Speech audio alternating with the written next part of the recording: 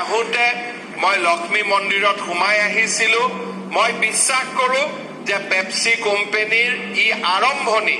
সকলো পৰিয়ালৰ ঘৰত লক্ষ্মী স্থায়ীভাৱে আহক, তাৰ এক আৰম্ভণি নিশ্চয় আজিৰ পৰা আৰম্ভ হ'ব। এই উদ্যোগত 500 যুৱক যুৱতীয়ে নিযুক্তি পাব।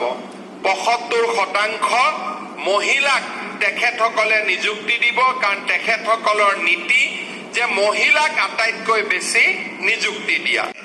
এইবাৰ আমাৰ চৰকাৰে ঠিক কৰিছে যে যুৱক যুৱতীয়ে উদ্যোগী হ'ব, কিন্তু লগত আমি মহিলা আত্মসহায়ক গোটৰ যিমান মেম্বাৰ আছে সকলোকে লাহে লাহে আমি ব্যৱসায় বাণিজ্য আৰু উৎপাদন শিকাবৰ কাৰণে আগবঢ়াই লৈ যাম। আৰু প্ৰথম বছৰ আমি সকলো মেম্বাৰৰ বেংক একাউণ্টত আমি 10,000 টকাকৈ আপোনালোকক প্ৰত্যেকৰে বেংক একাউণ্টত দিম, যিমানে হাত দাঙিলে, যাতে আপোনালোকে কিবা এটা উৎপাদনমুখী কাম কৰিব। ইয়াৰ ধৰ্মপুৰ সমষ্টিৰ এতিয়া নামটো টিহু সমষ্টি হ'ল। ধৰ্মপুৰ টিহু সমষ্টিৰ সন্মানীয় বিধায়ক আৰু অসমৰ তেতিয়াৰ উদ্যোগ মন্ত্ৰী চন্দ্ৰমোহন পাটোৱাৰী ডাঙৰীয়াক ধন্যবাদ জনাম যে তেখেতৰ প্ৰচেষ্টাতে আজি এই ডাঙৰ কাম সম্ভৱ হ'ল।